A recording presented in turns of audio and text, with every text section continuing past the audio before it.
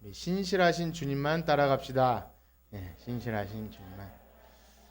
오늘 새벽에는 그 밑분, 신실한 그 밑분 예수님 이야기를 나눴는데, 밑부다 그러면 잘 우리가 쓰는 용어가 잘 아니기 때문에 그런데, 밑분, 믿음직한 예수님, 오늘도 예수님 가신 길을 따라갑니다. 우리가 예수 그리스도를 주로 영접하고 또 이 죄사함 받고 이 땅에서 구원 얻은 성도로 살아간다고 할 때, 그 믿음의 결국은 영혼 구원 아니겠습니까? 우리가 구원받는 것 너무 신앙생활에 중요하죠. 그런데 문제는 그 구원이 그렇게 단순하고 또 명쾌하지 않는다는 데 있습니다. 많은 사람들이 이 구원과 영생, 하나님 나라에 대해서 그래서 자기 나름대로 방식대로 사상을 구축하고 또 오해하는 경우도 있고, 그러다 보면 잘못된 길로 가는 경우도 있습니다. 그래서 예수님이 이 땅에 오셨을 때도 그러한 질문들이 언제나 예수님을 따라다녔어요. 예수님, 제가 어떻게 해야 영생을 얻을 수 있습니까? 자기 측면에서 내가 어떻게 해야 영생을 얻을 수 있습니까? 또 어떤 사람은 오늘은 구원받을 자가 그렇게 적습니까? 이렇게 물어보죠. 사실 그 질문에 좀 의도가 있는데 어쨌든 그런 구원에 관해서 예수님 계속 묻습니다. 또한 예수님의 가장 최측근인 제자들조차 예수님께서 그 말씀하신 하나님 나라를 제대로 이해하지 못해서 하나님 나라에서 누가 큰지를 놓고 다툽니다. 하나님 나라에서 누가 큰지를 놓고 막 싸워요. 그리고 그 나라에 가기 위해서는 예수님이 십자가를 지고 나를 따라야 한다. 그러니까 결코 그렇게는 또 할 수 없다고 어떻게 그런 말도 안 되는 소리를 하냐고 예수님을 막 나무래기도 하는 제자도 있었어요. 그래서 사람들이 그 많이 범하게 된 오류가 바로 그 명확한 뭐랄까 좀 희미한 것을 명확하게 하기 위해서 나름대로의 기준을 만드는 거죠. 단순한 방법으로 도식화하고 이러저러한 조건을 충족시키면 된다고 말하고 싶은 유혹을 느끼게 됩니다. 그래서 결국 그런 하나님의 나라 구원과 영생을 단순하고 또 빨리 좀 해결해 주셨으면 좋겠다는 마음으로 그 인간의 행위와 공로를 드러내죠. 우리도 그런 유혹에 잘 빠집니다. 그래서 목사님이나 성도님들이나 그런 걸 제시해 주면 이것만이면 되는 것 마냥 그렇게 빠지는 오류가 있고요. 그러나 결국 그러한 것은 다시 율법으로 돌아가고 복음에 역행하는 일로 발생합니다. 그렇습니다. 때로는 인간이 이해하기 쉬운 아예 다른 길을 제시하기도 하죠. 어떤 다른 재림주가 등장하기도 하고요. 자기들만의 기준을 만들어서 어떤 수에 차는 사람만 구원받는다. 14만 4천이나 그런 얘기를 할 때 기존 교회에서 뭔가 구원이 희미했던 사람들은 그런 기준을 제시해주면 이게 진짜라고 생각하고 난 거기에 수에 들어가겠다고 열심히 공부하고 시험 치고 그래요. 진짜 구원 얻은 성도들은 좀 등한시하고 태만시하는데 그런 사람들은 되게 열심히 공부하고 시험 받아서 이렇게 통과하고 싶기도 합니다. 인간이 충분히 나올 수 있는 그런 태도죠. 근데 또 아예 반대로 구원은 하나님께 있다면서요. 전적으로 하나님께 있으니까 우리 그냥 이렇게 살게요 라고 하면서 등한시 여기고 태만히 여기는 그런 또 방종에 빠지는 나태함이 있기도 합니다. 그러나 사랑하는 여러분, 우리는 성경대로 믿고 성경대로 말씀하는 구원, 그것을 믿어야 할 줄 믿습니다. 성경이 말하는 구원은요, 다른 길이 없어요. 오직 예수 그리스도를 통한 그 구원을 얻을 수 있는 믿음, 우리의 행함과 어떤 것도 아닌 그 주님을 믿는 믿음, 그리고 또 한 가지 신자, 그 구원받은 신자로서의 삶이 어떻게 이 땅에서 열매로 드러나는지 그것 바라보는 거죠. 사실상 우리는 그것밖에 답이 없습니다. 오직 구원의 창시자시오, 우리를 하나님께로 갈 수 있는 그 지성소로 들어가는 그 닫혔던 휴장을 육체로 찢어 놓으신 그 예수님이 활짝 열어 놓으신 길, 우린 그 길밖에 없어요.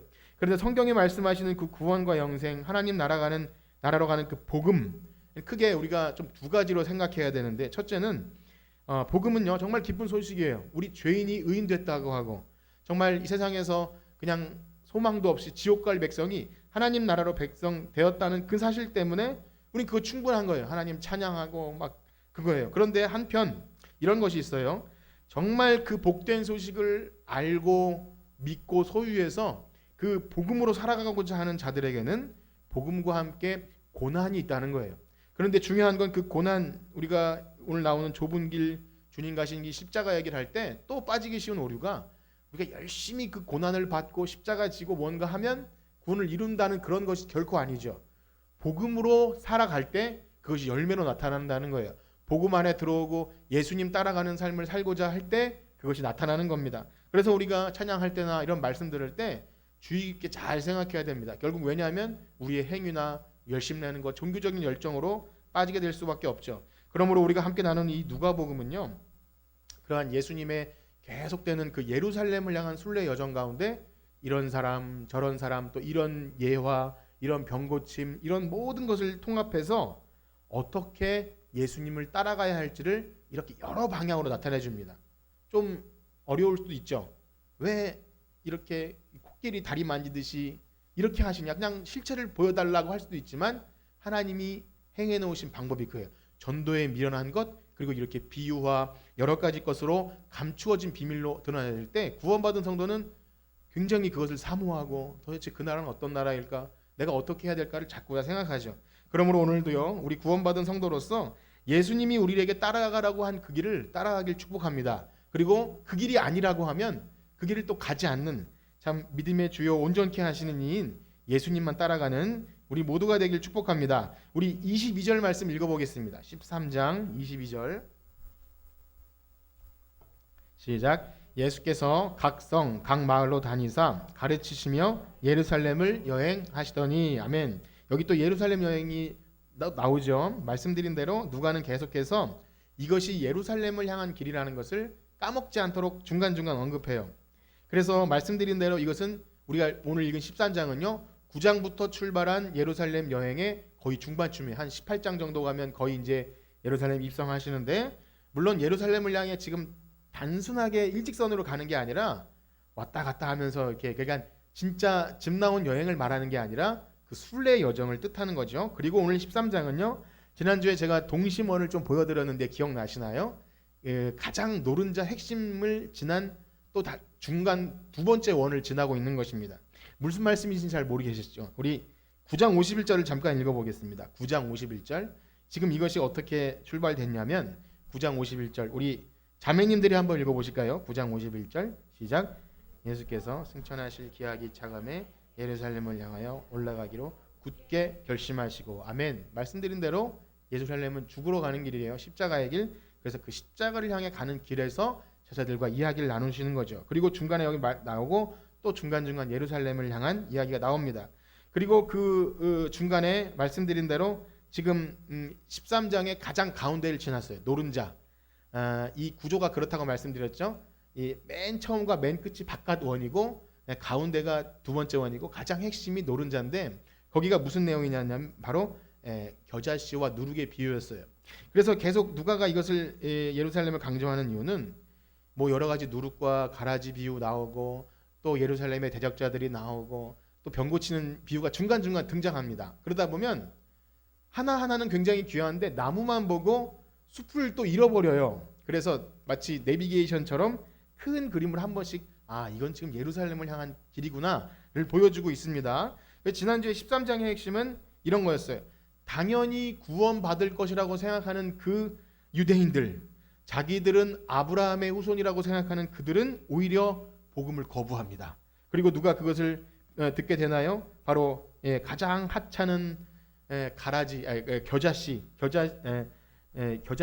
겨자풀, 잡초라 그랬죠. 그것이 뭔가 굉장한 나무가 되는 게 아니라 그냥 갈릴리 바다에 갈릴리 강가에 흔하게 볼 수 있는 유채꽃 같은 잡초, 그리고 곰팡이, 누룩과 같은 그런 하찮은 것들을 들어서 오히려 그 아브라함의 자손이라고 자부심 갖는 그들을 좀 부끄럽게 여기는 거예요. 그래서 구원의 의외성, 하나님의 구원은 인간이 어떻게 해서 이렇게 통제되고 이렇게 되는 게 아니구나. 하나님의 전적인 은혜로 되는데 사람들의 생각과 아예 반대로 되기도 하는구나. 이런 것을 보여줍니다.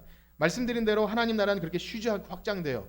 막 잡초가 뿌리 뻗듯이 또 곰팡이 누룩이 막 이렇게 반죽을 부풀리듯이 조용히 그 물밑에서 하나님 나라는 펴져갑니다. 그런데 뭐라고 말씀드렸죠? 그것이 방해를 받아요. 항상 그 두 번째 원안에 있는 그것들로 인해서 예수님이 아무리 천국 복음을 전해도 계속 방해합니다. 그래서 이 안식일에 관한 주제는 이 다음 장에 등장하겠지만, 그 안식일은 정말 생명 살리는 날이고 죽어져가는 영혼을 구원한 그런 귀한 날인데, 예수님이 안식일의 주인으로서 그 일을 하심에도 막 호통을 치지 않습니까? 아니요, 왜 일주일 동안 뭐 하다가 이제 와서 그런 거 하냐고 막 예수님을 호통쳐요. 그것이 지금 이 가운데 두 번째 싸고 있는 원인데, 지금 오늘 읽은 말씀이 바로 이 노른자를 지나서 다시 이 하나님 나라의 확장을 막고 있는 그런 유대인들과 어떤 그런 예수님의 대적자들을 향하여 드리는 말씀입니다. 그래서 그들 가운데 이런 질문을 하는 거죠. 우리 23절을 읽어볼까요? 23절을 우리 형제인들이 한번 읽어보겠습니다. 남자 성도님들이 23절 시작. 어떤 사람이 여짜오되 주여. 아멘. 지금 이렇게 누가 물어봐요. 또 어떤 사람이 예수님께 묻죠. 누가복음을 읽으면서 좀 감을 잡으셨는지 모르겠지만 이제 누가 물었다는 건 뭘까요? 이제 그 주제가 이어진다는 거예요. 이렇게 누가는 어떤 사람이 지나가는 사람의 한 번에 물음이 있고 그 주제를 연결합니다. 어떤 사람의 주제가 질문인데 여기서는 질문이 이거죠. 주여, 구원을 받을 자가 적습니까? 질문 자체가 예수님이 말씀하시는 주제 자체는 아닌데 그걸로 인해서 예수님이 어떤 대답을 하는지 보세요. 예수님은 그 질문에 대해서 그래, 구원받을 자가 많다 혹은 적다 이렇게 말씀하지 않고, 그런 식으로 대답하지 않고 이제 보면 좁은 문으로 들어가기를 힘쓰라, 들어가기를 구하여도 못하는 자가 많으리라, 그렇게 대답하세요. 약간은 많다 적다라고 그냥 말씀하시면 되는데 좀 이상하게 말씀하시죠. 그럼 단순히 생각하기를 그럼 구원받을 자가 적다는 말씀이시군요 라고 이해하면 될 것 같아요. 구원받을 자가 적으니까 열심히 좁은 문으로 들어가라 라는 의미인가? 그러나 사실상 지금 이 질문을 한 사람은요, 어떤 의도가 있는 질문을 한 것입니다. 그냥 어떤 뭐랄까요, 순수하게 진짜 적나요? 이런 것이 아니에요. 그래서 전체적인 맥락을 고려하지 않고 말씀을 보면 마치 이제 예수님 대답이 우리가 힘쓰고 애써서 어떻게든 그 좁은 문을 통과하라, 그 부자가 바늘길을 통과하듯이 그렇게 열심히 해서 통과하라 하는 것처럼 들릴 수 있습니다. 그러나 여러분, 과연 구원이 그러한 것일까요? 노력을 많이 하는 사람, 달리기가 제일 빠른 베데스다 연못처럼 달리기가 제일 빨라서 들어가는 사람, 혹은 종교적 열심을 가지고 충성을 다하고 좁은 문을 통과할 정도로 좀 날씬한 사람, 이건 굉장히 힘든 일 아닙니까? 좁은 문을 통과할 줄은. 저희 학교 다닐 때 저기 양지에 가면 그 건축물을 좁은 문을 세워놨는데 진짜 엄청난 대리석으로 좁은 문을 만들었는데 거기 통과를 못했어요. 저는 거기 어떤 전도사님들은 통과하는데 그 구조물에 통과 못해서, 근데 옆에는 뻥 뚫려 있습니다. 어쨌든 그런 거예요. 만약에 하나님 나라가 진짜 물리적으로 좁은 문 같은 걸 통과하는 거라면 그건 좀 이상하죠. 그러나 구원이 그러한 것이 아님을 우리는 알고 있습니다. 이미 성경의 전체적인 말씀 안에서 구원에 관한 이야기와 또 우리 13장을 지나면서 흐름을 잃어버리지 않았다면 구원은 그런 것이 아니구나, 전혀 생각지도 못했던 그런 이방 갈릴리의 그런 이 겨자 풀과 같은 또 누룩과 같은 그런 이 변방의 사람들로부터 인간의 기대와 상식과는 전혀 다르게 이루어지는구나. 그렇습니다. 누가복음은 어찌 보면 한편의 설교와도 같습니다. 왜 그러냐면 마태와 마가복음과 같은 비유가 등장하지만 누가가 받은 그 성령의 감동으로 그리스도의 복음을 이렇게 예수님 말씀을 잘 종합해서 구원과 영생에 이르는 길을 누가가 전하는 방식으로 그렇게 맞춤식으로 설교해 주세요. 그래서 그러한 측면에서 볼 때 여기 구원받은 자가 적습니까? 라고 하는 질문은요, 정말 하나님 나라에 가고 싶은 어떤 사람이 예수님 설명을 쭉 들어보니까 정말 저는 이러다간 구원 못 받을 것 같은데 이렇게 적습니까? 막 나도 들어가고 싶어요 라는 물음이 아니라, 당시에는요 유대인들이, 이 랍비들이 그러한 질문을 자주 했다고 해요. 흔히 있는 질문이에요. 즉 어떤 의미냐면 유대인들은요, 자신들은 다 들어갈 거라고 생각했어요. 자신들은 아브라함의 혈통이요, 그래 유대인들은 다 들어가는데 그렇게 예수님 말씀하시니까 약간 그런 거죠. 우리는 당연히 들어가는데 그럼 도대체 무슨 말씀을 하시는 겁니까? 라는 그 논쟁에 예수님을 끌어당기는 거예요. 또 어떤 유대인들은 실제로 소수만 들어간다고 생각했습니다. 그러니까 그들 안에도 어떤 그런 궁금증이 일어났던 거겠죠. 난 당연히 다 갈 것이라고 생각했는데 그렇게 말씀하시니까 저 사람들 편을 들어주시는 것인가? 그런데 어쨌든 이 질문은 순수하게 답을 구하는 질문이 아니라는 것을 알 수 있습니다. 자신들은 넉넉히 들어가는데 예수님은 어떻게 생각하십니까? 이렇게 어떤 교만한 질문이죠. 이에 대해 예수님께서 이렇게 답변하시는 것입니다. 우리 24절을 다 같이 읽어보겠습니다. 13장 24절 시작. 좁은 문으로 들어가기를 힘쓰라. 내가 너희 구하여도 못하는 자가 많으리라. 아멘. 이 좁은 문 비유는요, 마태복음 7장에도 동일하게 등장합니다. 마태복음에 쓰인 좁은 문 이야기와 여기 좁은 문은 약간 뉘앙스가 달라요. 왜냐하면 마태복음 7장은 정확히 좁은 문은 영생의 길이요 또 넓은 문은 아예 사망으로 규정 짓습니다. 그래서 넓은 문으로 가지 말고 좁은 문으로 가라고 아주 약간 윤리 도덕적으로 좀 이렇게 방향을 제시해 줍니다. 유대인들에게 전하는 것이라서 그랬을 수 있는데, 근데 누가는요 이 좁은 문 이야기할 때 뭐 좁은 문이 있고 넓은 문이 있고 그 얘기를 하는 게 아니라 어떤 데 강조점을 두냐면요, 힘쓰라에 강조점을 둡니다. 힘써라. 근데 이 힘쓰라가 어떤 의미냐면 진짜 목숨을 걸고 어떤 싸움을 하듯이 목숨을 내걸고 좁은 문 들어가기를 힘써라라고 얘기합니다. 그리고 들어가기를 구하여도 못하는 자가 많으리라. 그러니까 들어갈 수 있다는 얘기입니까? 없다는 얘기입니까? 없다는 얘기. 거의 너네들은 거의 어렵다라는 말씀을 하는 거예요. 사실상 안 된다는 얘기를 하고 있어요. 너희들 들어갈 줄 알았지? 힘쓰고 애써봐라. 안 된다. 그러나 그러한 힘씀이 아니라는 것 이후에 다시 한번 요건 말씀드리고, 또 이어서 무슨 말씀을 하십니까? 우리 25절 우리 다 같이 이번에 형제님들이 한번 읽어보겠습니다. 13장 25절 남자 성도님께서 시작. 집주인이 일어나 문을 한번 닫은 후에 너희가 밖에 서서 문을 두드리며 주여 열어주소서 하면 그가 대답하여 이르되 나는 너희가 어디서 온 자인지 알지 못하노라 하리니. 그렇습니다. 이 비유는 또 마태복음 25장에 그 열처녀 비유와 맥락을 같이 합니다. 조금 전에 살펴본 그 좁은 문에 들어가기를 힘쓰라 해도 너무 힘든데 그것도 계속 열려 있는 거 아니라 언젠간 닫혀버린다는 거예요. 그러니 문이 닫힌 후에는 밖에서 두드리며 주여 열어주소서 해봤자 뭐라 그러죠? 너희가 어디서 왔는지 알지 못한다. 이 너희가 어디서 온지 알지 못한다는 이유에 또 한 번 등장하는데 강조점이 거기 있습니다. 너희가 어디서 왔는지 알지 못한다. 자, 그럼 세 번째로 무엇라고 말씀하는지 볼까? 이번엔 자매님들이 읽어보겠습니다. 26절 27절 시작. 그때 너희가 말하되 우리는 주 앞에서 먹고 마셨으며 주는 또한 우리를 길거리에서 가르치셨나이다 하냐. 그가 그에 말하기를 나는 너희가 어디서 왔는지 알지 못하노라. 행악하는 모든 자들아 나를 떠나가라. 아멘. 여기서 다시 한번 나는 너희가 어디서 왔는지 알지 못하노라. 전체적인 맥락은 무엇이죠? 너희들은 안 된다. 그 말씀을 하고 있는 거예요. 사실 이 말씀은 마태복음 7장에 더욱더 좀 끔찍하고 적나라하게 등장하는데요. 우리 그 부분을 찾아서 읽어보도록 하겠습니다. 마태복음 7장 21절에서 23절 말씀입니다. 우리 화면을 보고 다 같이 한번 읽어보겠습니다. 마태복음 7장 21절 23절 시작.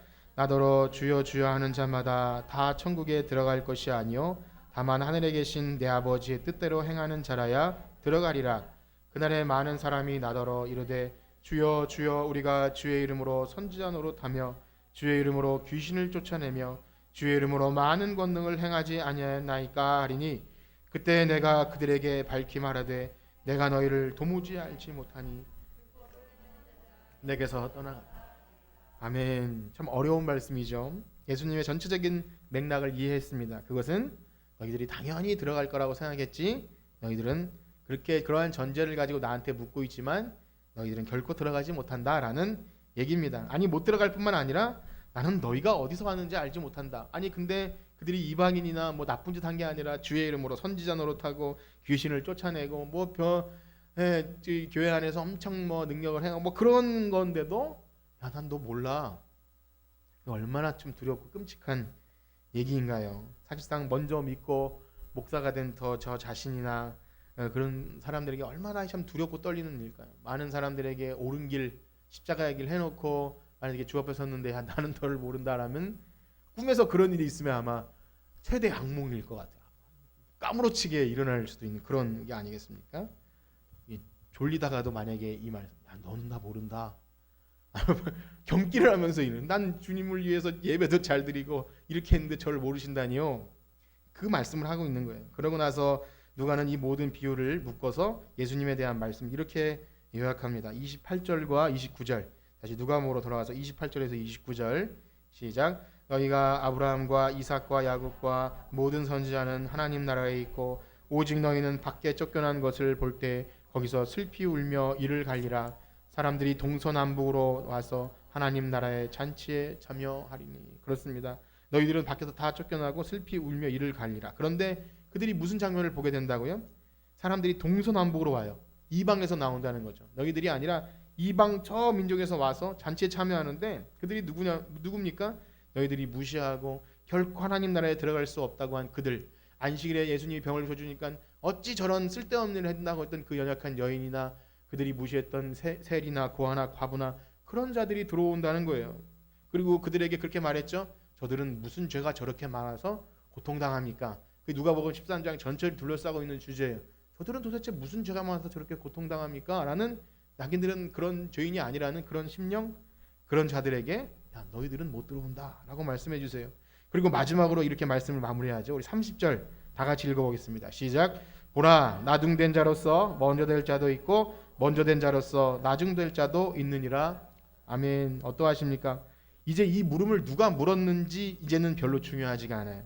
나에게 이 말씀이 적용된다면 우리는 그냥 참으로 두렵다라고 밖에 할 말이 없습니다. 지금 예수님의 대답을 쭉 들은 그 사람들을 한번 생각해 보세요. 반응이 어떠했겠습니까? 아마 마음이 너덜너덜해졌을 것 같아요. 얼굴은 빨개지고 어떤 사람은 좀 화가 나고 어쩔 줄 몰라서 당황했을 것 같습니다. 아니 저자가 도대체 뭐길래, 저 목수의 아들, 저 갈릴리 출신, 저 나사렛 출신 저가 도대체 누구길래 우리들은 안 된다고 하고 우리가 무시한 저 사람들은 된다고 할까?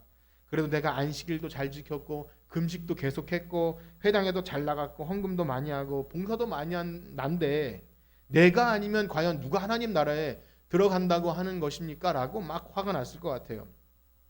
사랑하는 여러분, 우리는 이 말씀에 어떻게 반응하고 계십니까? 혹시 이 말씀이 2000년 전에 그렇게 예수님을 받게 했던 유대인들을 지금도 조롱하기 위해 쓰여진 성경일까요?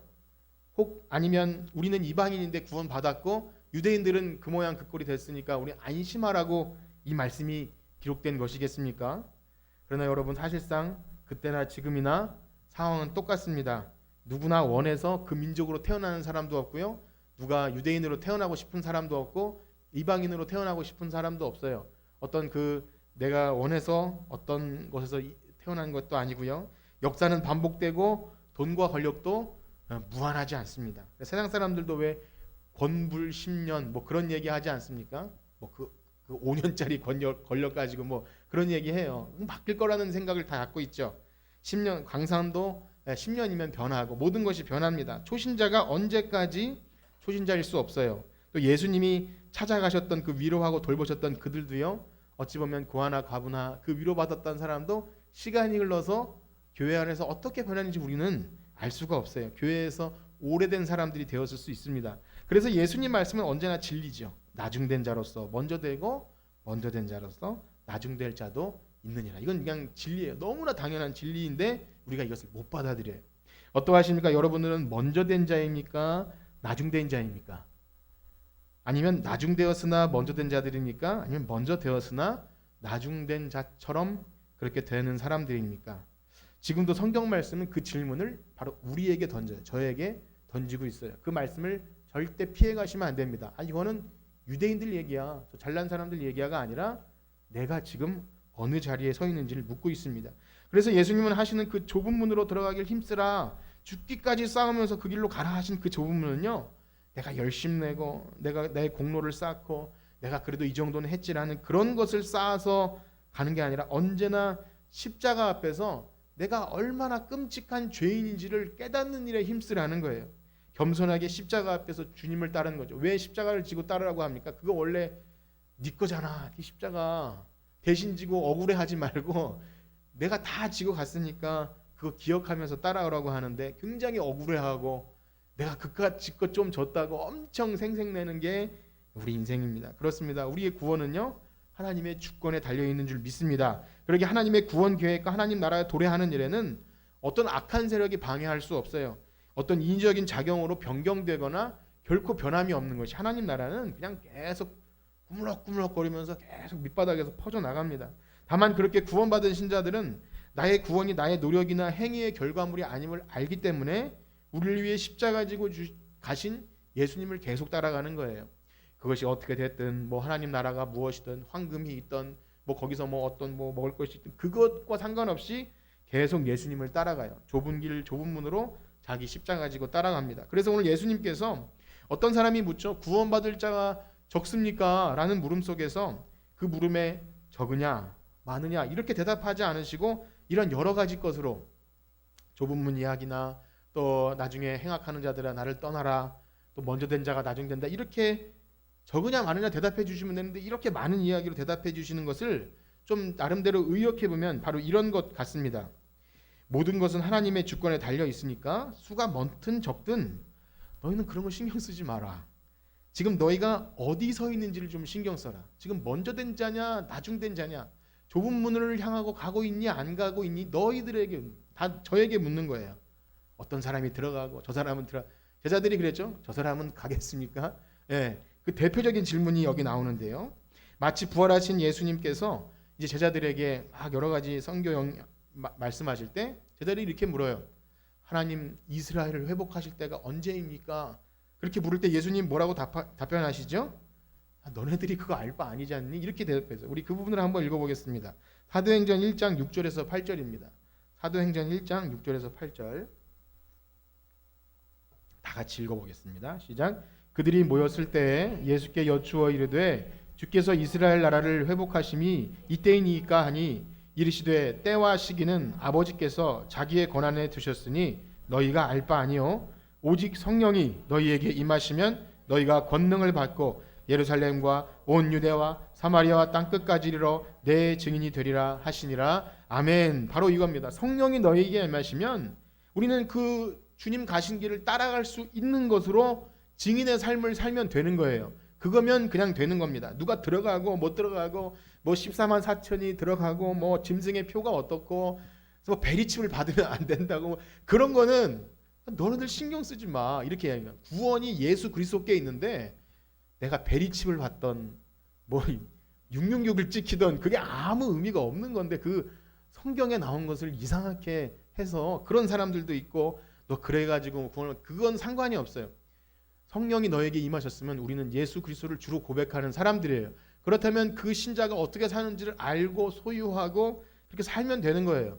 그게 엎치락뒤치락하고 실수해도 괜찮아요. 우리가 부른 노래처럼 이 또한 지나가고 우리의 구원을 확증해 주시는 그 미쁘신 분이 예수 그리스도신데 네가 그렇게 해도 괜찮아. 신실하신 하나님께서 우리를 실망시키지 않고 계속 붙들어 주실 거예요.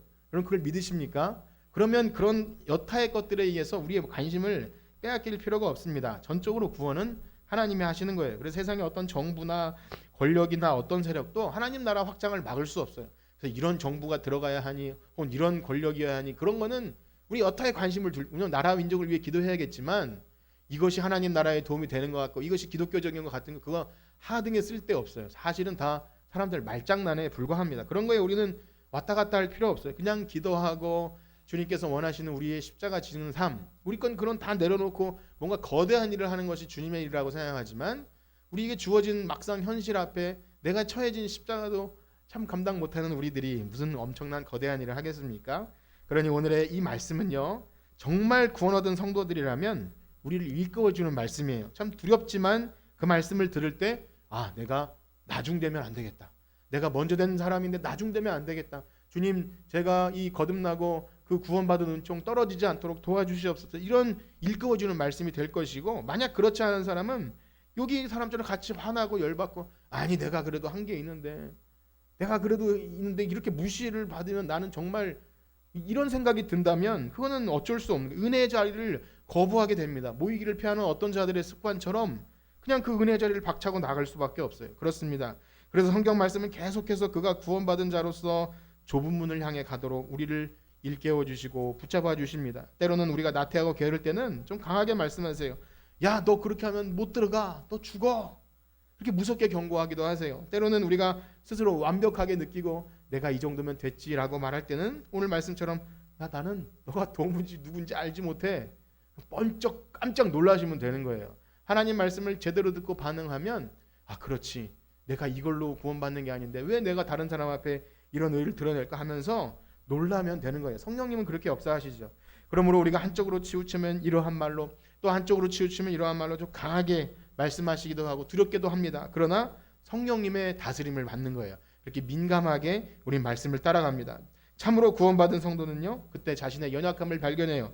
그리고 나의 미련함과 교만함을 솔직하게 주님 앞에 자백합니다. 그리고 엎드리고 도우심을 구하죠. 주님, 제가 또 실수했습니다. 제가 또 잘난 것도 하나도 없으면서 나의 이 누더기 같은 의를 드러내면서 그렇게 했네요 하면서 넘어져도 넘어져도 십자가 앞에 넘어진다는 그런 말이 있어요. 넘어져도 십자가 앞에, 실수하고 그래도 다른 데로 넘어지는 게 아니라 십자가 앞에.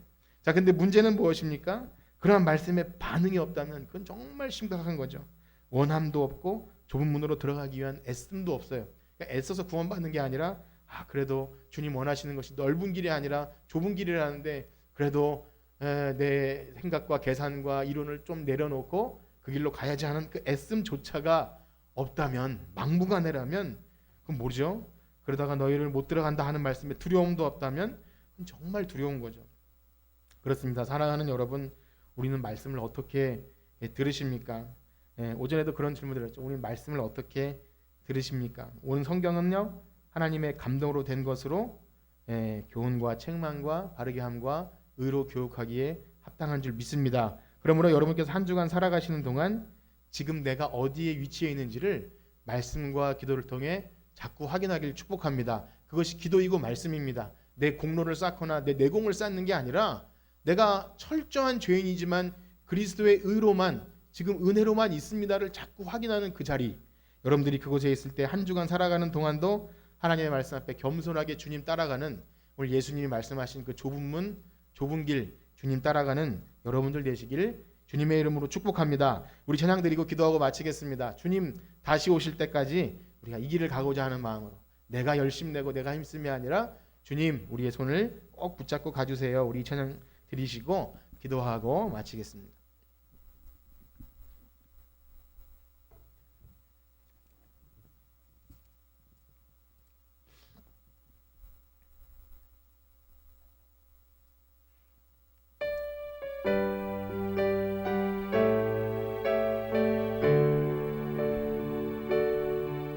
주님 다시 오실 때까지 나는 이 길을 가리라. 좁은 길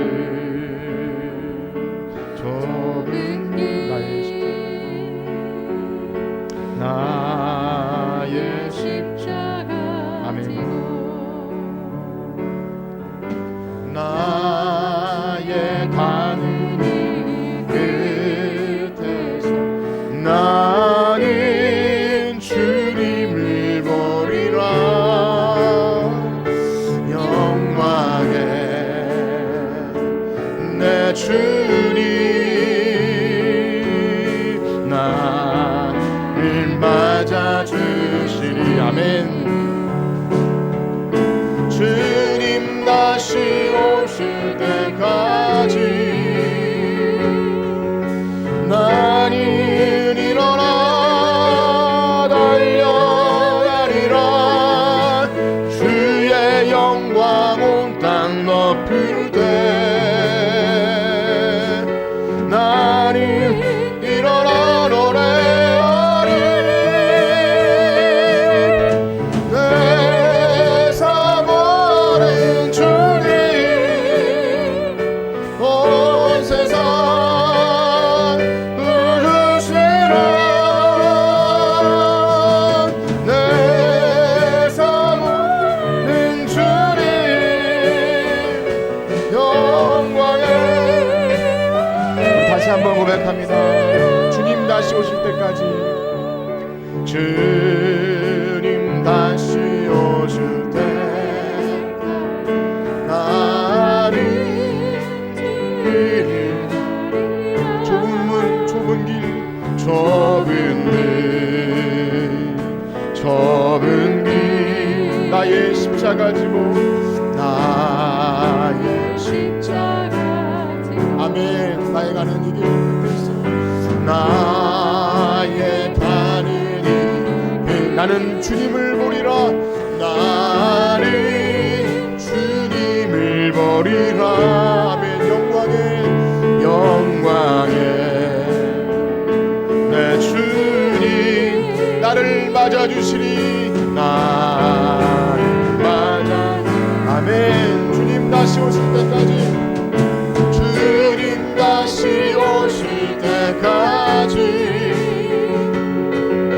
나는 일어나 달려가리라.